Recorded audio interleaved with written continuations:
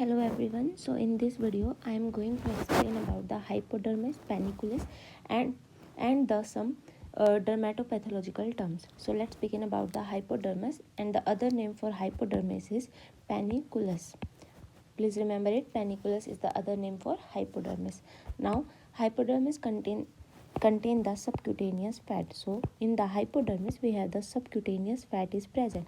So as the subcutaneous fat or a tissue is present, so as we all know that fat provide us insulation. So here also the function of hypodermis is remains the same, that is providing the insulation. So insulation is provided by the hypodermis layer. Please remember it, that insulation is provided by a hypodermis layer.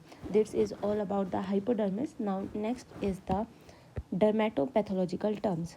So next one is dermatopathological terms.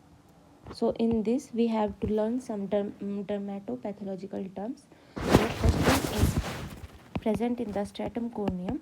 First one is in the stratum corneum. As we all know, stratum corneum is the uppermost layer of the epidermis. So here if there is hyperkeratosis also occur and parakeratosis also occur.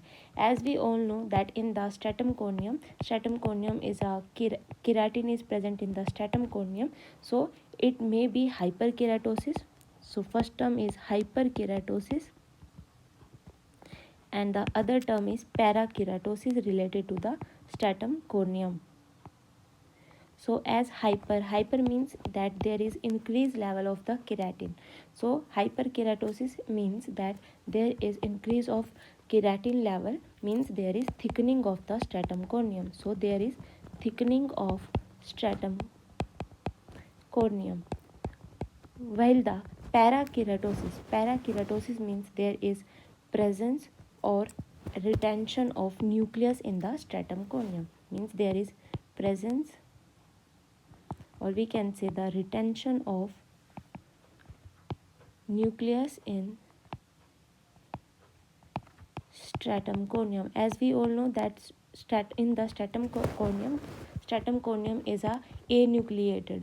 So stratum corneum is anucleated normally, but here if there is presence of nucleus in the stratum corneum, then it is known as parakeratosis. Please remember it, because it is very important that parakeratosis means that there is presence or a retention of the nucleus in the stratum corneum, because normally there is the stratum corneum is anucleated layer. And hyperkeratosis means there is increased level of keratin, means there is thickening of the stratum corneum. And now let's learn the example of both parakeratosis and hyperkeratosis. Both have example is psoriasis. So in the psoriasis we see that hyperkeratosis is there, and also there is presence of nucleus in the uppermost layer, that is stratum corneum. So psoriasis is example for both parakeratosis and hyperkeratosis. As we see here in this image, as in the uppermost layer, as you see in the uppermost layer, you see the nucleus is present. So this is a nucleus is present. So this is a parakeratosis. And normally we have the stratum corneum is one layer thick. So here we see that there is also a thickening of the stratum corneum. So it is hyperkeratosis. So this is about the stratum corneum. Now the second point about the next layer, that is stratum granulosum.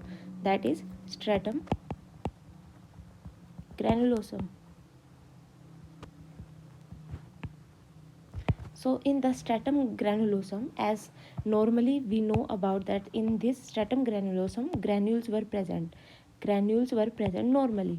So in the stratum granulosum, if the granules were decreased or the granules were increased, means in this also we have two conditions. The first one is there, that if there is granules were absent, means there is absent or decreased of granules, which is known as hypogranulosis. Hypogranulosis means there is decrease or absence of granules. And the other one opposite to it is if there is increase of granules, so hypergranulosis. So hypogranulosis means there is decrease of or absent of granules, while the hypergranulosis means there is increased level of the granules. So for both of these we have the example. Hypergranulosis is seen in the lichen planus. It is seen in the lichen planus. So hypergranulosis is seen in the lichen planus, while there is absence or decrease of stratum granulosum or decrease of granules were seen in the psoriasis and the ichthyosis vulgaris. So in these two conditions we find that there is decrease of granules in the stratum granulosum, because in the psoriasis the changing time is 3 to 5 days. That's why there is presence of nucleus also, means there is in the psoriasis we read about the parakeratosis is also present, and para and hyperkeratosis present. Hyperkeratosis present in the psoriasis, and also there is hypogranulosis is also seen in the psoriasis. Now in the hypergranulosis the example is lichen planus, and in this we see a wedge shape. So in the hypergranulosis, as we see here that the granules were increasing, and it looks like a wedge shape, as we see here that it is a wedge shaped. So in the lichen planus we see a wedge shaped hypergranulosis. So in the lichen planus we have wedge shape, as we see here. So in this way we can identify that wedge shape is present in the lichen planus and there is hypergranulosis is there. Well, now next one is the stratum spinosum. Third one is stratum spinosum. So in the stratum spinosum, if there is edema is present, then it looks like there is intracellular or intercellular edema is present. In the stratum spinosum, there is intracellular or intercellular edema is present. Intracellular and intercellular. So here also please learn the examples. Inside the cell, the example is spongiosis. We see the spongiosis, and spongiosis were seen in the acute eczema. Please remember it that in acute eczema we see the spongiosis, there is edema is present intercellularly, while in the intracellularly means the edema is present intracellular. And in this we see that there is ballooning degeneration.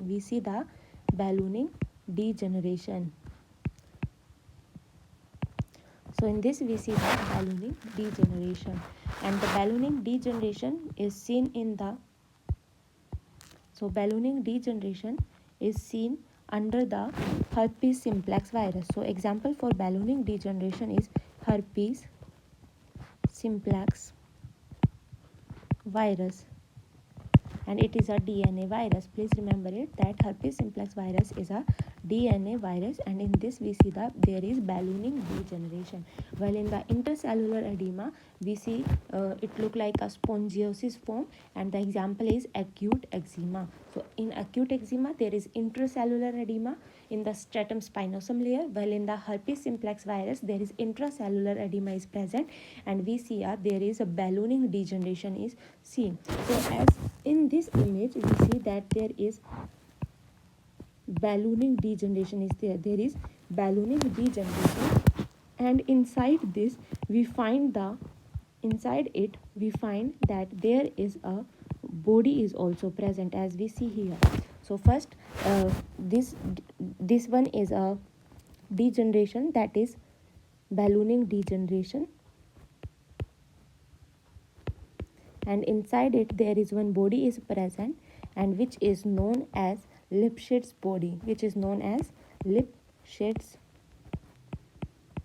bodies.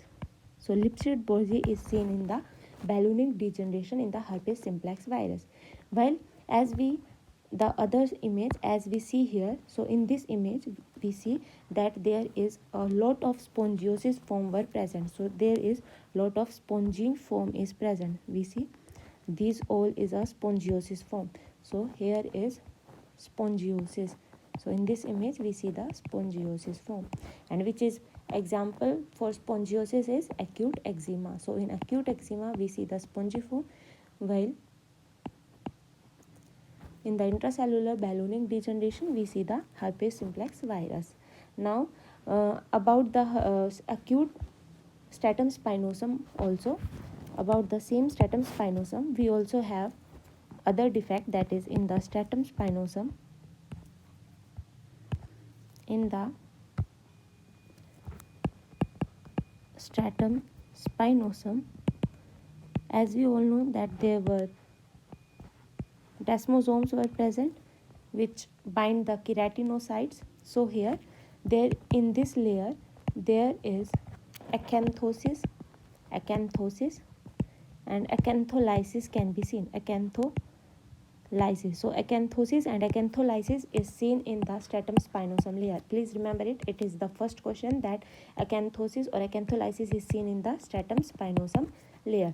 Now what do the acantholysis and what do the acanthosis mean? So acanthosis means, thosis means there is thickening. Thosis indicate the thickening. Thosis indicate thickening. So in this acanthosis there is thickening of stratum spinosum. There is thickening of stratum spinosum. While acantholysis, lysis means breakdown, there is loss of attachment of loss of attachment between the keratinocytes, means there is absence of desmosome. So here loss of attachment between keratinocytes, means there is antibodies against the desmosomes were formed. So keratinocyte, because desmosomes bind the keratinocytes together. So here there is lysis of the lysis means loss of the attachment between keratinocytes, and thosis means there is thickening of the stratum spinosum. And here the example for acanthosis is psoriasis. Please remember it, that psoriasis is example of acanthosis.